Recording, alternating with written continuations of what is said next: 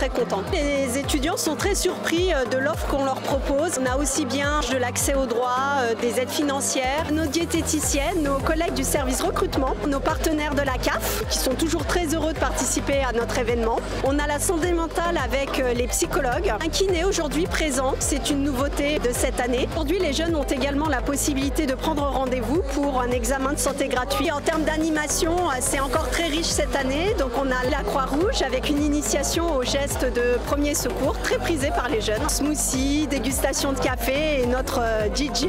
J'ai échangé avec les conseillères qui disaient qu'en début de journée, elles ont eu plein de monde qui ont posé des questions, leur ont apporté des solutions et des personnes qui sont venues les remercier derrière. Ça prouve notre utilité, ça prouve aussi notre dynamisme. La prévention, c'est tout le temps.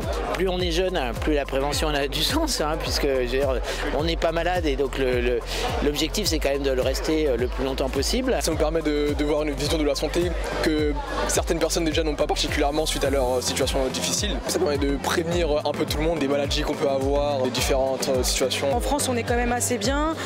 Par exemple, là, tout à l'heure, je suis allée acheter mes médicaments, j'ai été remboursée. C'est super qu'ils fassent de la prévention comme ça, rien à dire, il faut. Ça propose plein de choses différentes, des formations, des conseils psy, je trouve que c'est vachement intéressant. C'est important quand même de montrer que les étudiants ont des droits et ont des opportunités pour se soigner. Il y a beaucoup d'étudiants qui ne savent pas qu'ils ont tous ces droits. J'ai fait un tour, c'est très intéressant, civilisation parfaite. Je suis contente parce que notre génération, on a vraiment pu développer la santé mentale et dire exactement que ouais, il y a un souci. C'est pas parce que ça se voit pas physiquement qu'on n'a pas des troubles psychologiques. C'est vrai qu'on s'intéresse à ce sujet-là et donc on a effectivement 2 psychologues de l'espace santé jeune qui reçoivent. La santé mentale n'est plus tabou aujourd'hui, donc les jeunes en parlent facilement. Ça va être justement la grande cause nationale 2025. Les étudiants sont de plus en plus dans des situations de dépression, de burn-out liées aux études, liées aussi à une précarité qui est de plus en plus grande. C'est aussi important de montrer aux étudiants qu'il n'y a pas que la santé physique mais aussi la santé mentale qui